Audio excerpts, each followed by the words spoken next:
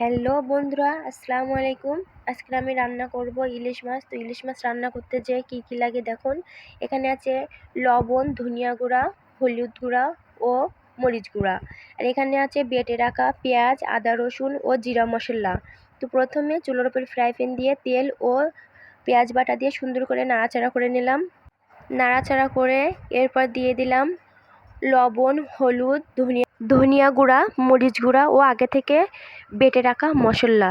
তো মশলাটি দিয়ে সুন্দর করে নাড়াচাড়া করে নিতে হবে। নাড়াচাড়া করার পরে এটা কিন্তু একদম ভাজি ভাজি হবে, ভাজি ভাজি না হলে কিন্তু ভালো লাগবে না। তো নাড়াচাড়া করার পরে আমি দিয়ে দিলাম মাছটা দিয়ে সুন্দর করে নাড়াচাড়া করার পরে এবার দিয়ে দেব এর ভিতরে পানি। নিয়ম মতো পানি দিতে হবে, দিয়ে মাছটা সুন্দর করে ঢাকা দিতে হবে। তো কিছুক্ষণ ফিরে আসলাম কিছুক্ষণ পর। দেখুন আমার মাছটা এভাবে রান্না করলে কিন্তু মাছটা অনেক ভালো লাগবে। তো একটু নাড়াচাড়া করে দিলাম। দেখুন আমার মাছটার ফাইনাল লুক কী আসে। অনেক অনেক স্বাদ এবং অনেক টেস্টি। এভাবে রান্না করে আপনারা দেখতে পারেন।